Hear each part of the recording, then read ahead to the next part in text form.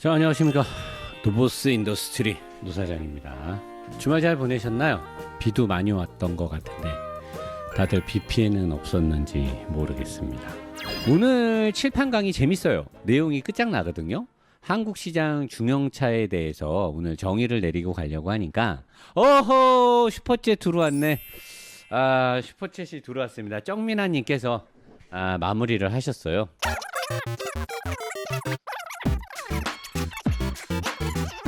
혀가 기시네. 알았어, 갈게. 가면 될 거 아니야. 자, 오늘 내용 좀 재밌는 게 많아요. 일단은 한국 시장에서 중형차 1등 이제 와서 본격적으로 싸움이 될 것 같아요. 그동안은 프레임이 좀 달랐고 뭐 엔진 사양이 좀 어쩌고 저쩌고 공평하지가 않았는데 이번에 SM6가 페리가 되면서 말리부는 이제 단종이 되고 새로운 게 나오겠죠. 하지만 최근에 엔진이 업그레이드가 됐고, 업그레이드가 아니라 추가가 됐죠. 소나타 DM8, 기아 K5는 3세대에 플랫폼이 적용이 됐기 때문에 이제 와서 모두 다 경쟁이 되는 것 같은데, 일단 뭐 4개의 차종만 한 이유는 뭐냐라고 하면 가장 대표적인 차종이니까 4차종만 넣습니다. 여러분들 이거 잘 보시고 주변에서 중형차 사실 분들 있으면 요거 보고 전해드리면 됩니다. 일단은 SM6는 엔진이 1300cc 터보 4기통하고 1800cc 터보 4기통. 요거는 제가 XM3 할 때도 들어갔던 그 엔진 같아요. 156마력에 26.5토크. 요번에 1800cc 터보 엔진은 LP는 다 뺐습니다. 전차종에서. 디젤도 일부러 다 뺐고요. 요거는 이제 메간 R이라든가 르노 측의 고성능 차에 들어가는 엔진인데 1800cc에 225마력에 30.1토크면은 꽤 출중한 토크를 내고 있죠. 말리부는 1300cc 터보는 여기랑 같은데 얘는 4기통인데 얘는 3기통이에요.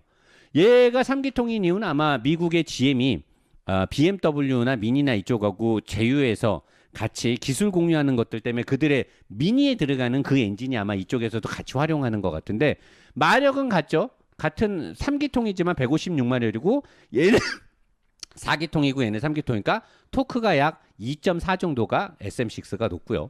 소나타 DM8하고 기아 K5는 작년에 나왔던 내가 이 허물뿐인 엔진이라고, 이 엔진은 차를 출고를 빨리 하기 위해서 나온 거지 주력 엔진은 아니다라고 했던 2000cc NA 4기통은 완전히 그냥 모양만 2000cc죠. 160마력의 토크 20.0. 완전히 그냥 비리비리한 쓸데없는 엔진이고요. 지금 새로 나온 주력이 1600cc 터보 4기통, 제가 요번에 저저번 주인가 리뷰했던 K5에 들어갔던 180마력의 27 토크를 내는 이 엔진이 현재 주력이고 요번에 2.0 터보 엔진이 추가가 되죠. 자, 그러면 엔진만 놓고 봤을 때 어떤 회사가 제일 좋냐라고 하면 저는 요 엔진하고 요 엔진에 가장 큰 점수를 줍니다.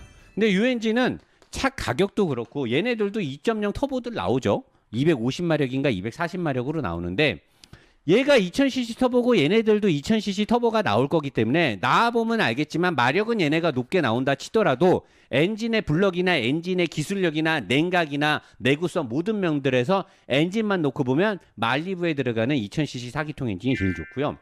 가격 대비 그 다음에 세금이라든가 모든 걸 계산하고 1400km대의 공차 중량을 256마력으로 날아다닐 만큼 힘이 남아 돌아야 되지 않는다라고 하면 가장 뛰어난 엔진은 이 엔진입니다.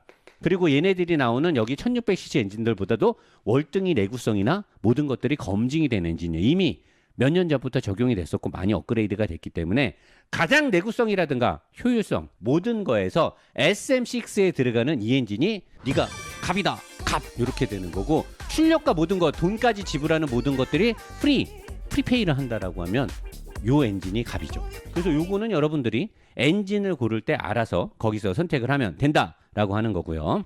자, 그 다음에 미션인데요. SM6에는 과거 때부터 썼던 게트락 7단 DCT 미션이고 지금은 많은 판매가 있었기 때문에 풍부하게 세팅값이라든가 어떤 코스트가 많이 다운되면서 많이 부드러워졌겠죠. 요 미션 되게 좋은 미션이에요.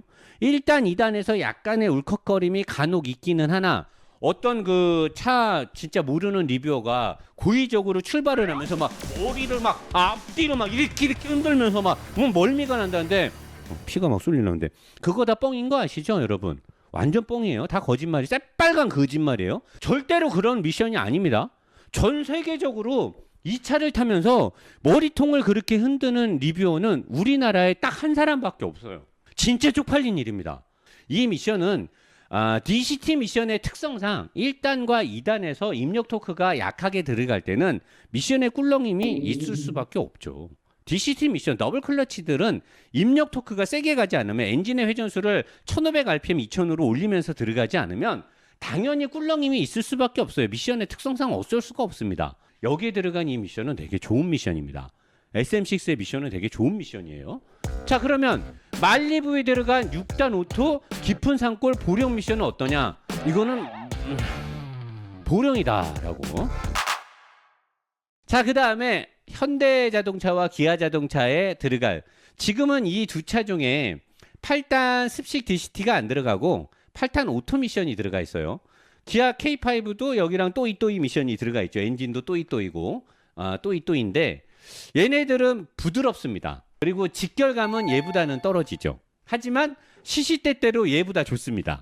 근데 내구성도 시시때때로 얘보다 좋을 것입니다. 그 다음에 냉각 가통도 시시때때로 얘보다는 좋을 것입니다. 근데 완벽한 냉각이나 직결감이나 빠르게 움직이고 동력의 로스를 발생시키지 않는 건 얘가 더 뛰어나죠. 하지만 얘네 둘이 쓰고 있는 8단 오토미션보다 얘가 좀 거칠죠. 거칠어요. 부드럽기만을 원한다라고 하면 이 미션이 좋아요. 하지만 저는 남자라면, 그리고 우리나라는 미국 사람들처럼 그런 취향으로 차를 고르지 않기 때문에 우리나라 취향에는 이 미션도 꽤나 잘 어울린다라고 저는 생각을 합니다. 자, 그리고 이제 여기부터가 진짜입니다. 어차피 엔진 미션은 제가 설명하지 않아도 여러분들이 잘 알 수 있는 대목이고, 여러분들이 운전하면서 쉽게 엔진 미션은 느끼기 때문에 굳이 제가 얘기하지 않아도 여러분들이 스스로 잘 알아요. 이거는 저하고 의견이 엇갈릴 수도 있어요. 하지만 여기서부터는 여러분들은 절대적으로 저를 믿고 따라와야 됩니다. 지금부터 저를 믿으셔야 돼요. 뭐라고 말해도 프레임이나 서스펜션에 얘기하는 건 여러분들은, 노 사장이 여러분들보다 요만큼 더 잘 알기 때문에, 그만큼 제가 하체를 많이 뜯었고 저는 이 부분을 굉장히 차를 볼 때 중요시하기 때문에 어떤 일이 있어도 지금부터는 집중을 하시고 저를 믿으셔야, 믿을 필요는 없고요. 저의 얘기를 재밌게 들으셔야 됩니다. 자, 메인 프레임이죠. 메인 프레임. 뼈다구라고 할 수 있는데 소재공학과 설계공학으로 가는데, 사실 소재에서는 얘네 둘이 기가파스칼, 강한 철, 스트렝스 뭐 스틸이고 어쩌고 뭐 이건 영어로 쓰기엔 너무 칸이 좁아서 제가 한글로 쓰는 거예요. 뭐 스틸 뭐 이렇게 쓰면 돼요. 이 정도면 칸이 딱 맞죠. 아주 딱 맞아요. 지금 아주 보기가 좋죠. 근데 얘네는 수치가 다 600파스칼 이상을 씁니다. 600파스칼 이상을. 이건 정확한 수치는 아니에요. 제가 알기로는 얘네는 한 670파스칼에서 730파스칼 정도 왔다 갔다 할 거고, 말리부 같은 경우도 700파스칼에서 왔다 갔다 할 거예요. 굉장히 강한 스틸을 써요. 근데 현대기아 자동차는 이 정확한 건 아닙니다. 제가 지금 외우는 게 아니니까 대충 근사치가 있어요. 플러스 마이너스. 얘네는 한 560 정도 넘으면은 울트라 강이라고 합니다. 기가 스틸 썼다라고 얘기를 해요. 왜? 국토부나 건교부나 이거에 대한 몇 이상부터가 기가파스칼이다라는 규제가 없어요. 그래서 얘네는 560 정도 넘으면은 그냥 기가파스칼이라 그래요. 그래서 이 범위로 만들어진 이 차 전체가 제가 봤을 때는 얘네보다 현대기아 자동차가 떨어져요. 그리고 실제로 운전을 해보면 C필러 쪽이나 뒷좌석의 바닥 쪽이라든가 B필러의 기둥이라든가 A필러의 뿌리 부분이라든가 이런 것들이 실제로 운전하면서 느낄 때도 얘네 둘이 강성이 훨씬 세고요. 얘보다 얘가 강성이 조금 더 세요. 얘가 만약에 내가 느끼는 강성이 한 85%다. 그러면은 얘는 한 88% 정도 되는 거죠. 그리고 얘네는 뭐 수치로 따지자고만 75%에서 80% 사이라고 보면 되는 거죠. 그래서 메인 프레임의 소재에 대한 강성에서는 얘가 사실 1등이죠. 말리부가. 그리고 얘가 간발의 차로 2등이고요. 얘네는 조금 차이가 나면서 어차피 또이또이 프레임을 쓰니까 얘네는 공동 3, 4위인데 얘네보다는 스틸의 뼈대 소재에서 약간 처진다고 보면 되죠. 자, 그러면 설계공학에서는 누가 가장 앞서냐 그러는데, 설계공학에서는 얘네가 제일 나중에 나왔어요. 얘네는 지금 2019년, 2020년 신형으로 나왔고 3세대 뉴 아키텍처로 나왔어요. 그럼 얘네가 설계공학이 제일 좋아야 돼요. 근데 아이러니하게도 설계공학은 얘네가 제일 뛰어나요. 설계공학으로 봤을 때. 그리고 얘네는 무식하게 생겼는데 그래서 차도 좀 무거운데 굉장히 단단하죠. 그래서 저는 생각을 해요. 설계공학을 봤을 때 이쁘장하게 잘 만들어갖고 잘 짜여서 맞춰진 게 좋은 거면 얘네가 좋은 거고요. 좀 투박하고 좀 이렇게 좀 엉성하게 생겼어도 무식하게 단단한 게 좋다라고 하면 얘네가 좋은 거예요. 그러면 얘네는 3세대로 제일 나중에 만들어졌는데 얘네만큼 왜 설계공학이 앞서지 못했느냐라고 보면 얘네는 설계할 때 돈을 아끼는 적이 나요. 이 3세대의 뉴 아키텍처를 만들 때 소나타나 기아5를 위해서 중형차만을 위한 뼈다구 설계를 따로 한 게 아니고 범용으로 할 수 있는 걸 만들어 놓고 다 이렇게 개조해 갖고 나오는데 이게 다 용접으로 따로따로 빼서 하는 거라 딱 맞춰진 프레임으로 탁탁 조립되는 느낌이 없어요. 하체를 보면. 그거는 얘가 제일 강해요. 근데 얘도 사실 나온 지 좀 됐죠. 나온 지 좀 됐는데도 불구하고 하체를 보면 얘네들보다는 얘네 하체가 짜임새가 훨씬 더 좋아요. 나는 그게 되게 신기하더라고요. 그래서 저는 이번에 얘네들이 뼈다구를 잘 만들었는데도 불구하고 그 전에 없었던 우물정자로 앞에까지 쭉쭉 나가고 진짜 잘 만들었거든요. 얘네만 봤을 때는 이전 세대의 LF 소나타나 YF 소나타에 비하면 얘네는 뼈다구를 진짜 잘 만든 거예요. 근데 이런 차들하고 비교해보면 얘네들은 몇 년이나 더 먼저 만들었는데도 불구하고 얘네보다 오히려 더 좋다라는 거죠. 이런 걸 봤을 때 살짝 자존심이 상하죠. 우리나라 브랜드고 내가 우리나라 사람인데 왜 우리나라는 이렇게 원가 절감을 많이 했을까라는 좀 약간 안타까움이 있는 거죠. 자, 그 다음에 이제 서브 프레임. 중요하죠. 서브 프레임. 서브 프레임은 가장 허술한 건 생김새로 허술은 얘가 1등이에요. 근데 단단한 걸로 따지면은 얘가 아마 얘네 둘이 삐까삐까할 거예요. 얘네들은 서브 프레임이 어떻게 돼 있냐면 우물정자를 떠나서 처음에 이렇게 서브 프레임이 있고 여기에 차체 쪽에 이렇게 연결 지지돼 갖고 여기에 서스펜션이 이렇게 붙어요. 이렇게. 그리고 앞쪽으로 나가는 범퍼 레일 쪽으로 나가는 여기가 얘네 현대 기아 자동차는 여기를 용접을 해가지고 앞으로 쭉 뻗어나가는데 이게 되게 얇아요. 되게 얇고 약간 휘어서 나가서 이거를 교체하는 방식으로 아반떼라든가 산타페, 소렌토 등등이 다 바뀌는데 얘네들은 이렇게 네모나게 안 생겼고요. 말리부는 어떻게 생겼냐면 이 부분이 넓지가 않아요. 얘네는 이 부분이 넓지가 않은데 여기 이 양쪽의 기둥 자체가 얘네보다 월등히 두껍고 이쪽에서 잡아주는 부분하고 이쪽에서 앞쪽에서 잡아주는 게 강하기 때문에 이 넓은 부위가 말리부에는 없어도 제가 눈으로 봤을 때는 말리부께 훨씬 튼튼해 보이고요. SM6에 들어가 있는 서브 프레임은 이 두 가지를 합친 거예요. 그래서 얘보다 전체적으로 기둥들은 얇지만 이렇게 넓은 면적을 포함하면서 이런 식으로 만들어 놔가지고 얘네보다도 훨씬 몇 년 전에 나왔지만 이 서브 프레임의 가장 구성이나 튼튼함은 SM6가 1등이라고 봐도 돼요. 저는 사실 이거를 인정하기 싫었어요. 왜냐면 르노에서 나오는 중형차들을 저는 별로 좋게 안 보기 때문에 당연히 서브 프레임이 안 좋을 것이다 라고 생각을 했는데 근데 사실은 사실이잖아요. 내가 싫다고 개인적으로 르노 삼성 편을 들어주고 싶지 않다고 거짓말해요? 그럴 순 없잖아요. 아마 튼튼하기로는 얘네가 제일 튼튼할 거예요. 근데 생긴 건 얘네가 제일 싸구려 같이 생겼어요. 근데 제일 튼튼하고 얘네는 최근에 만들어서 좋은데 그 좋은 게 누구냐? YF 소나타나 LF 소나타에 비해서 좋은 거지 경쟁사들에 비해서 좋다는 아닌 거죠. 그게 이 소나타와 K5의 현실인 거죠. 서브 프레임은 이래요. 그럼 여기까지 왔을 때 지금 무슨 차를 선택해야 돼요? 여기까지 왔을 때는 얘가 1등이죠. 근데 이제 서스펜션에 가면 이제 좆되는 거죠. 지금 서스펜션을 제가 맨 밑에다가 뽑아놓은 이유는 이유가 있었겠죠. 서스펜션이 맨 밑에 있는 이유. 여기까지 오면은 얘가 1등이에요. 여기까지 오면.